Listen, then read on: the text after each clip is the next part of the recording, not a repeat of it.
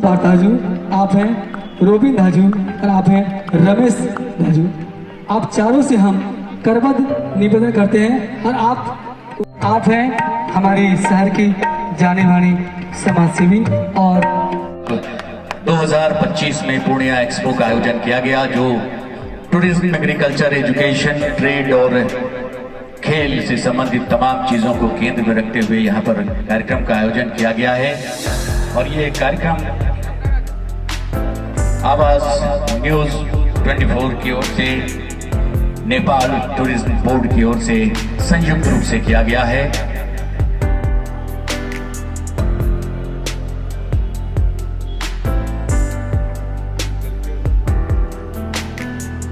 और अब हम सादर अपने कलाकारों को न्योता देना चाह रहे हैं कि अगले कार्यक्रम की ओर अपनी तैयारी करें। उनकी टीम है, गुरुकुलम की टीम है। अभी सांस्कृतिक कार्यक्रम की प्रस्तुति होगी।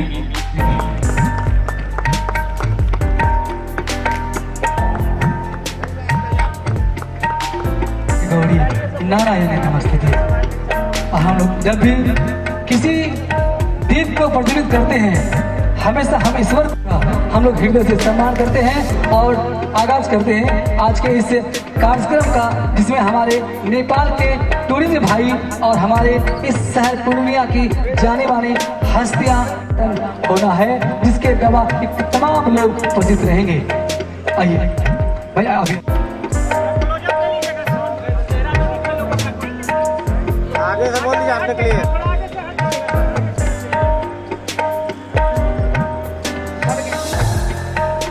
और एक बार जोरदार तालियों 24 के फेसबुक पेज को आप ओपन करें, लाइक करें और लाइव टेलीकास्ट देखें। ये कार्यक्रम के लिए आवाज 24 में हमारे बहुत आप हैं ओम प्रकाश जी, आप दोनों का मेहनत, राजीव जी, आप तीनों का, ओम प्रकाश जी, राजीव जी और पूजा जी, आप तीनों के कड़ी मेहनत से इस एक्सपो का निर्माण हुआ है। और ये बहुत ही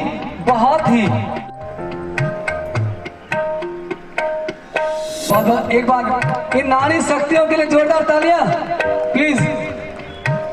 बहुत बहुत धन्यवाद। कृपया आप रमेश जी का सम्मान पुष्प गुच्छे के साथ करेंगे और आपसे आग्रह करेंगे कि आप लोग एक बार नेपाल से आए हुए भाई के लिए जोरदार तालियों से एक सम्मान करेंगे प्लीज। बस कुछ पल आपकी उपस्थिति होनी चाहिए। आप भी उपस्थित होकर के सम्मान पूर्वक अपने भाइयों को सम्मान करते हैं, ये बहुत बड़ी बात है। एक प्रतीक चिन्ह एक्सपो महिला का सम्मान पत्र पूजा जी के द्वारा हमारे नेपाल दाजू धमेश श्रेष्ठ जी के लिए बहुत बहुत धन्यवाद।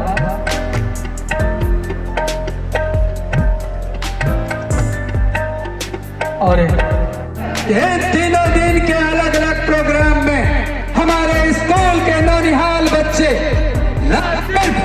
संगीत प्रोग्राम में ही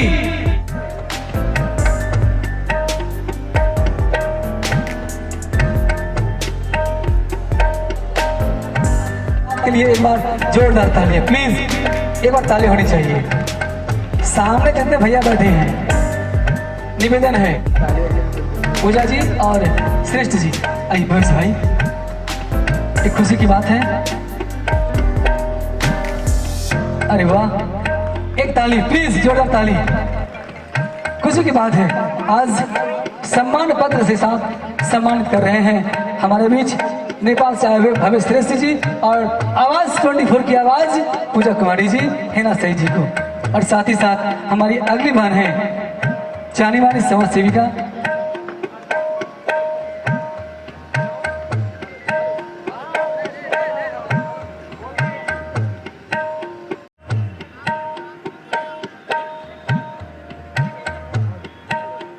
हेलो।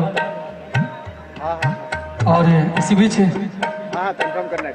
हमारे बीच उपस्थित है हमारी बड़ी बहन गुंजा बेगानी जी। जी हाँ, एक अतिथि सम्मान है आपके लिए, रुद्राक्ष का माला जो नेपाल के दाजू भाइयों के द्वारा दिया जा रहा है, और साथ ही साथ पुष्प गुच्छे के साथ, और एक जोरदार तालियों का अपील भी करेंगे आप लोगों से।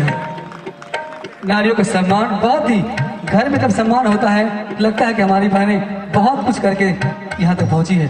और साथ ही साथ हमारी बड़ी, आप दोनों सामने सामने आएंगे, सामने आ जाएंगे, बीच में पूजा सामने पूजा आइए राजू जी। सरिता जी के लिए एक बार जोरदार तालियां।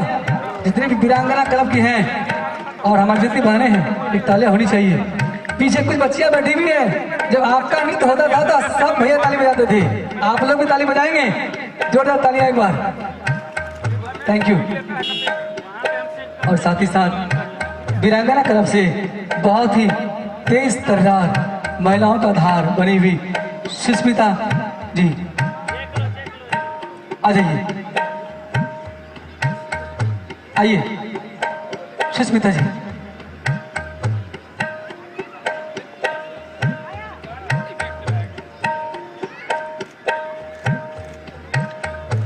सुष्मिता जी के भी सम्मान में एक ताली तो होनी चाहिए ना।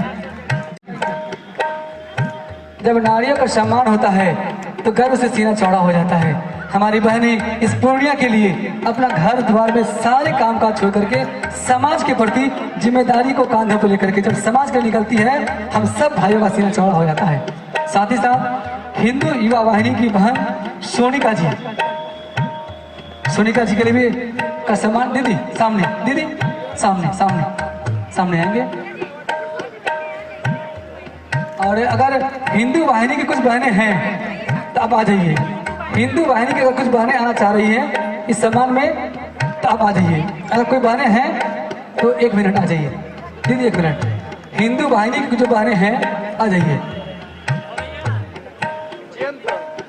बड़ी खुशी होती है जब बहनों को सम्मान दिया जाता है। 1 मिनट राजू, हमारी इसकी ये हिंदू युवा वाहिनी है और इसमें बहुत सारी महिलाएं हैं जो घर से निकल करके हमेशा रात और दिन समाज के प्रति जिम्मेदारी को, हमारी हिंदू युवा वाहिनी बहनों के लिए जो आप लोगों ने इतनी मेहनत करके उपस्थित हुई है।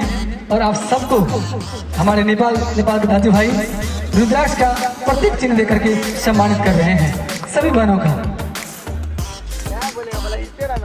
जी हाँ, आइए पूजा जी के द्वारा सभी बहनों को रुद्राक्ष का प्रतीक चिन्ह देकर के सम्मानित करते हुए। और साथ ही साथ हमारी बेबी देवी जी भी हैं जो हिंदू युवा वाहिनी के जिला अध्यक्ष भी हैं, है ना। चलिए, इससे आप लोगों का कड़ी मेहनत समाज में दिखता है कि आप लोग समाज के प्रति जिम्मेदारियों को कितनी ईमानदारी पूर्वक निभा रहे हैं। और इसी बीच हमारे गुरुकुल के भी छोटे छोटे बच्चे यहाँ उपस्थित हैं। हम गुरुकुल का भी सम्मान करते हैं, सभी बच्चों को सम्मानित करते हैं।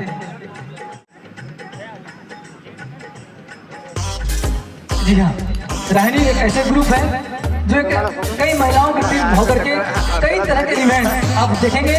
खासतौर पे डांडिया नाइट जो का बहुत ही प्रचलित है पूर्णिया में। डांडिया नाइट के लिए राहिनी ग्रुप जानी जाती है। कई आइटम्स, बहुत सारे इवेंट्स पूर्णिया में कराए हैं। हम राहिनी ग्रुप का स्वागत और सम्मान करते हैं और इसमें कि आप सब इस कार्यक्रम का भरपूर लुत्फ उठाएं। आगे एक पुरुष की तरह है, उनके कदमों पे हम लोग चलते हैं। भैया एक सम्मान तो बनता है और आपको सम्मान करेंगे हमारे नेपाल से आए हुए सभी दादू भाई और साथ में ओम प्रकाश जी आप भी रहेंगे साथ में। पूरा दिन आ जाइए आप। दिलीप भैया हमारे बहुत ही सम्मानित व्यक्ति हैं, बड़े आदर और सम्मान के साथ जनसंघ से लेकर के आज तक 40 से 45 साल तक भैया ने इस पूर्णिया के जमीन पे अपनी सेवा दिए हैं और आज भी देते आ रहे हैं। हृदय से आप सब बस 2 मिनट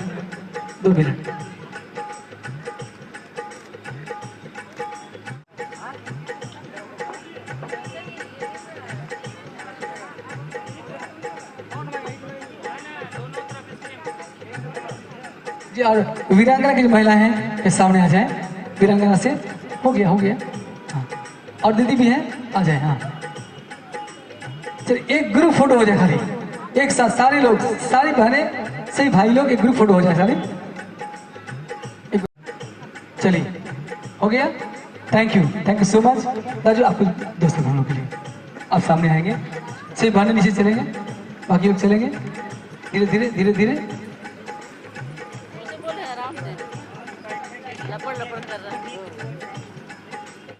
सम्मान पत्र के साथ सम्मान कर रहे हैं। आप लोग एक बार मन से भी एक बार ताली बजा दिया करिए भैया के लिए।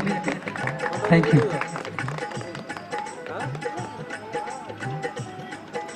अमित कौर जी सम्मानित के तौर पे दिया जा रहा है।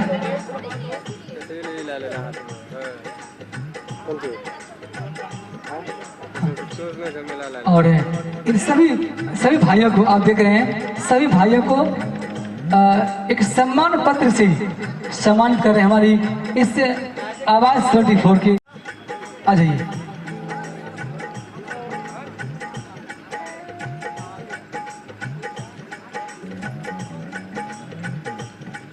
अच्छा लगता है जब हमारी बहनें हमारे भाइयों को मंच पे एक बच्चे अमित कुंवर जी के साथ मंच पे आने के लिए आइए। Thank you. आ जाइए।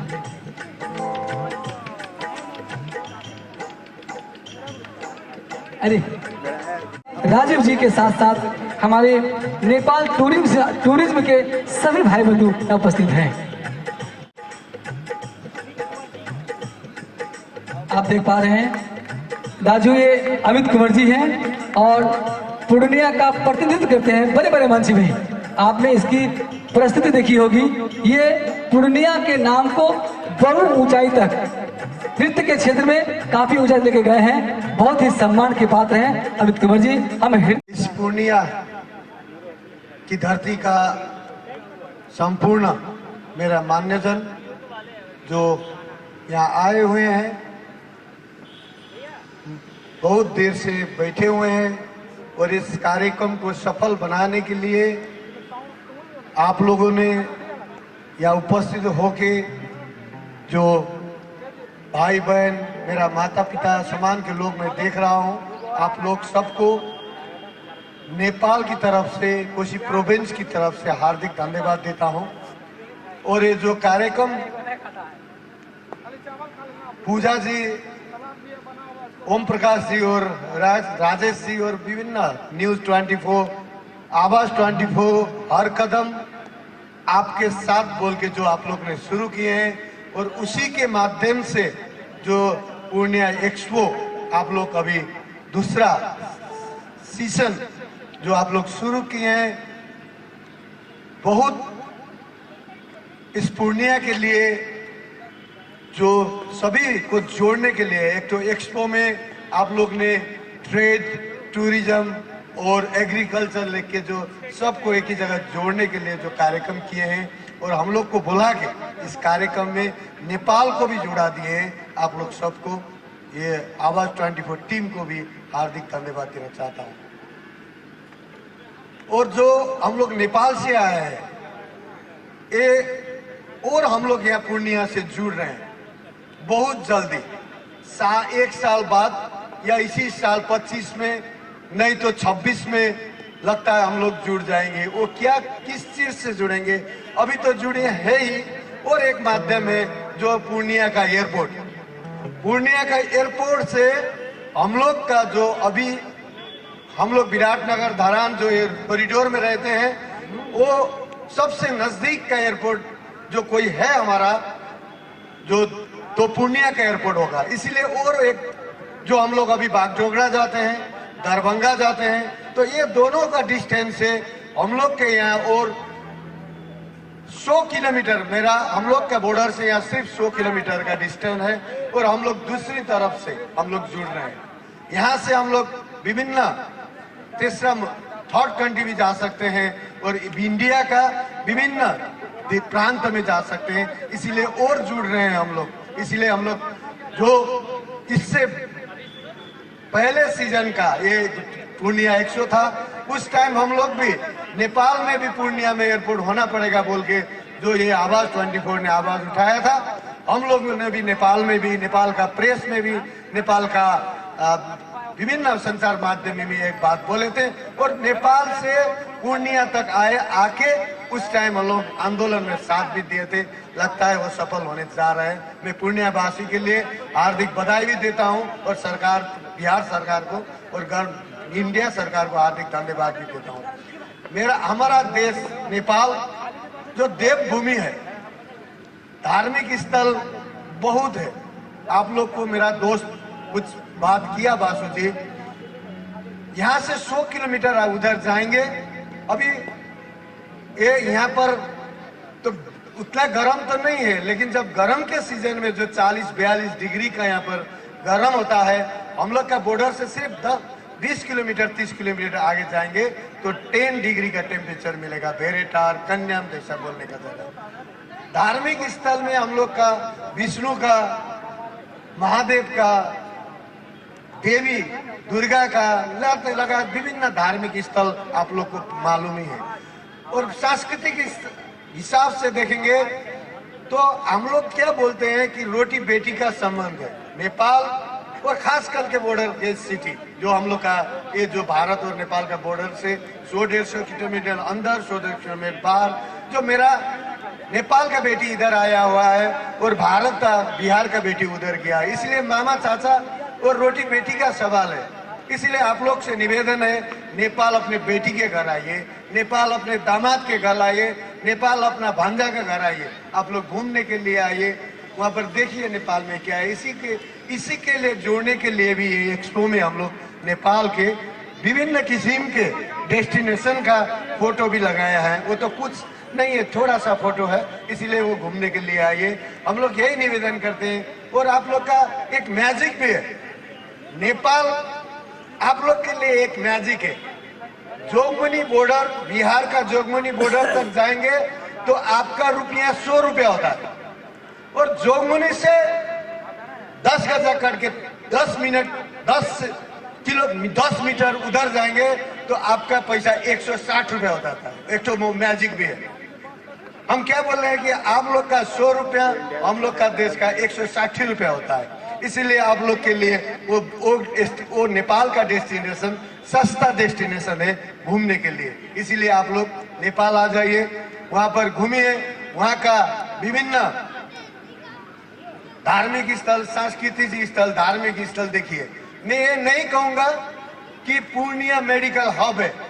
हम लोग पहले नेपाल से यहाँ चेक जांच कराने के लिए आते हैं, लेकिन अभी इस रीजन से आंख के लिए बहुत सा पेशेंट नेपाल में जाते हैं, बहुत पेशेंट नेपाल जाते हैं।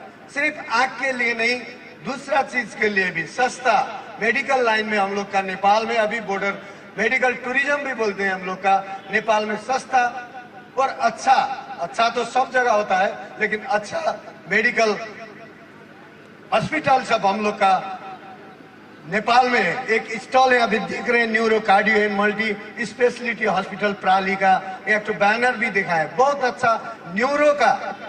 अभी हम लोग के रीजन में, कोसी रीजन में सबसे अच्छा हॉस्पिटल न्यूरो का हॉस्पिटल विराटनगर में है। आप लोग जाके, बहुत अच्छा डॉक्टर है, न्यूरो का डॉक्टर का वहां पर फोटो भी लगा हुआ, आप लोग विजिट भी कर सकते हैं आज, कल, परसों, वो आप लोग को बतला देगा। लेकिन ऐसा बहुत सा, हम लोग सिर्फ धार्मिक, प्राकृतिक, सांस्कृतिक नहीं, अब लोग हम शिक्षा और स्वास्थ्य में भी नेपाल, हमारा प्रदेश स्ट्रॉन्ग है। स्वास्थ्य में भी हम लोग आगे बढ़ चुके हैं। अच्छा डॉक्टर आप ही लोग का, यहाँ का, इंडिया का एम्स में पढ़ा हुआ डॉक्टर अभी हम लोग का यही हॉस्पिटल में, न्यूरो कार्डो हॉस्पिटल में जाके ब्रेन का ऑपरेशन करने के लिए न्यूरो का डॉक्टर गया यहीं से पढ़ के।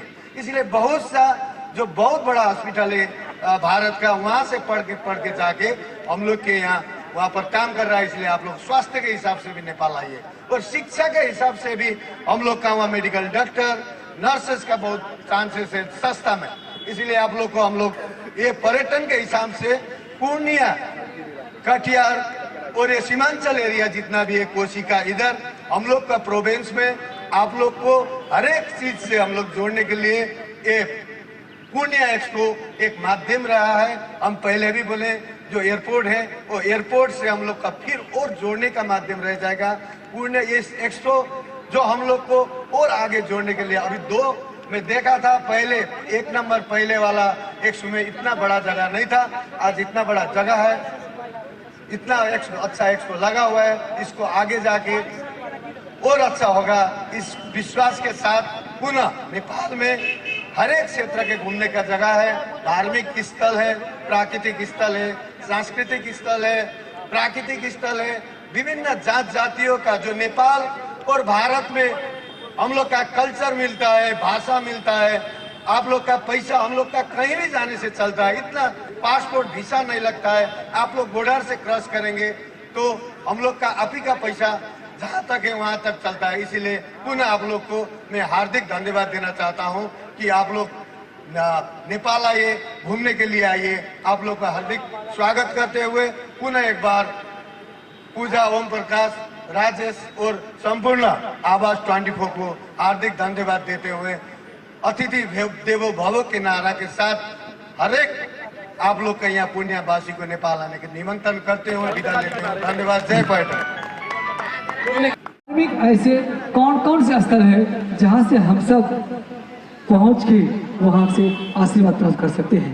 आप हैं वासुकी देव प्रसाद जी। धन्यवाद। आप लोगों के लिए हमारे यहाँ क्या क्या है, आप लोगों को न्योता देने के लिए, आप लोगों को निमंत्रण करने के लिए हम लोग यहाँ पर आए हुए हैं। इस तरह से देखा जाए तो पूर्णिया एक्सपो को सफल बनाने के लिए हम लोग सब नेपाल से सहभागी हुए हैं।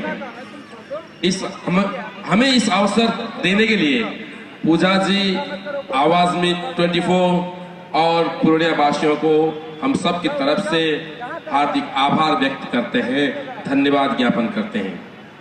रहा नेपाल में घूमने का जगह, आप लोगों को नेपाल जाने के लिए सबसे नजदीक का रास्ता है जोगबनी। जोगबनी यहाँ से 2 घंटे, मैक्सिमम 2 घंटे का 2 आवर का रास्ता है।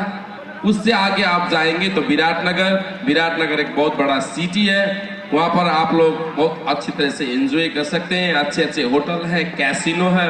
और उससे ऊपर जाएंगे तो आप लोगों को धरान, भेडेटार, इलाम, कन्याम, प्राकृतिक छटाओं का बहुत सारे जगह ऐसे आपको मिलेगा, देखने को मिलेगा।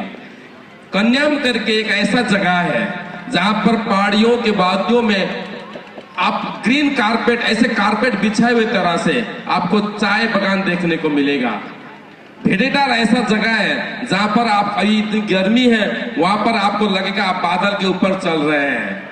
आप यहाँ से झरना नहीं देखे होंगे, वहां पर नमस्ते झरना करके जगह है। ऐसा बहुत सारे खूबसूरत वादियां हमारे यहाँ नजदीक, जोगबनी से नजदीक के बगल में। और धार्मिक पर्यटन के विषय में, धार्मिक मठ मंदिर के विषय में मैं थोड़ा सा आप लोगों को जानकारी देना चाहता हूँ। जो आप लोगों के सामने हमने रुद्राक्ष का माला पहनाया गेस्ट लोगों को, वो रुद्राक्ष शिव जी के आंखों से गिरे हुए 2 बूंद से उत्पन्न हुए रुद्र के अश्रु से, आंसू के बूंद को अश्रु बोलते हैं संस्कृत में। रुद्र, जब शिव जी रुद्र के स्वरूप में थे तब उन्होंने त्रिपुरासुर का वध किया। उसके बाद सब देवताओं ने उनकी प्रार्थना की, प्रार्थना से हर्षित होकर उनकी आंखों से 2 बूंद गिरे। वही बूंद धरान में, अभी धरान जिसको बोलते हैं, वहां पर विजयपुर में वो बूंद गिरे। वहीं से रुद्राक्ष की उत्पत्ति हुई। वहां पर रुद्राक्ष के देवता है पिंडेश्वर करके। वो पिंडेश्वर एक, इसका कथा भी दूसरा ही है। समुद्र मंथन के बाद जो अमृत निकला, वो अमृत जब देवताओं ने पीने लगे, पीने से पहले उनको छान लिया। छान के जो ऊपर रह गया था उसका पिंड के आकार में वहीं पर स्थापना किया था, इसीलिए उसको पिंडेश्वर बोलते हैं। वो पिंडेश्वर रुद्राक्ष के देवता हैं। आप लोगों को रुद्राक्ष वहां पर जाने से 100% ओरिजिनल रुद्राक्ष मिलेगा, एक मुखी के सिवा। एक मुखी के चक्कर में मत पड़िए, एक मुखी संसार में होता नहीं है। वो पाना साक्षात शिव जी का पाना होता है, वो हम आप लोगों के नसीब में नहीं है। एक मुखी, विदाउट एक मुखी जितने भी रुद्राक्ष आपको वहां पर मिलेंगे वो 100% शुद्ध है। वो रुद्राक्ष आपको पहनने से पहले वो पिंडेश्वर के मंदिर में, मूर्ति में आपको स्पर्श करा के पहनने से वो रुद्राक्ष सदैव जीवित रहते हैं। ऐसा स्कंद पुराण का हिमाद्री खंड में लिखा हुआ है। ये मैंने आपको कह दिया। और दूसरा, आप लोगों को ये मिथिलांचल है, मिथिला है। आप लोगों को पता है भगवान श्री राम का गुरुकुल कहां था? विश्वामित्र जी से उन्होंने शस्त्र और शास्त्र का ज्ञान लिया था। वो गुरुकुल कहाँ है? संसार में कहीं भी आपने रामचंद्र जी का गुरुकुल के बारे में सुना है? नहीं। वो गुरुकुल ये पीरपुर से थोड़ा ऊपर धरान से पश्चिम में रामधुनी कह के एक जगह है जो कोसी के बगल में है। कोसी विश्वामित्र जी का आश्रम रहा, वहीं पर उन्होंने गायत्री का साधना किया और सिद्धि प्राप्ति किया। कोसी विश्वामित्र की बहन सत्यवती जो सशरीर स्वर्ग गई थी, वो स्वर्ग से बहते हुए आई जल के रूप में, नदी के रूप में, कोसी के रूप में, कौशिकी के रूप में। वही कौशिकी के तट में विश्वामित्र जी का आश्रम था।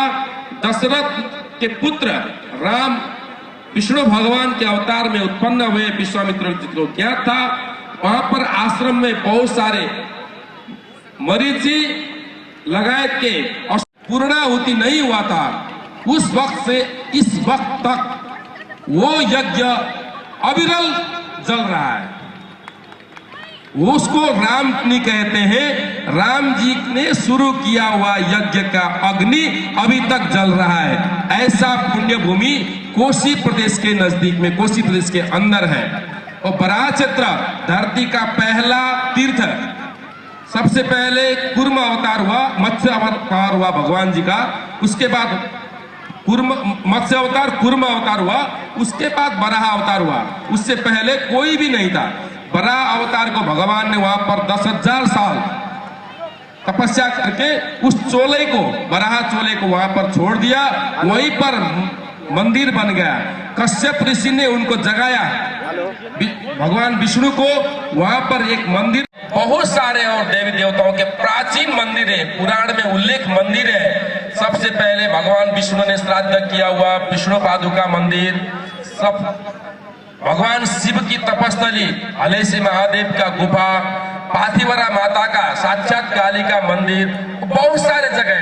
फिर भी मैंने आपको 3 जगह के बारे में बताया। वो यहाँ से बहुत नजदीक है, बिल्कुल नजदीक है। आप आज जाके कल आ सकते हैं, लौट सकते हैं। उसके लिए बहुत सारे धन्यवाद। दंतकाली के बारे में मैंने कहा दंतकाली के बारे में बताइए।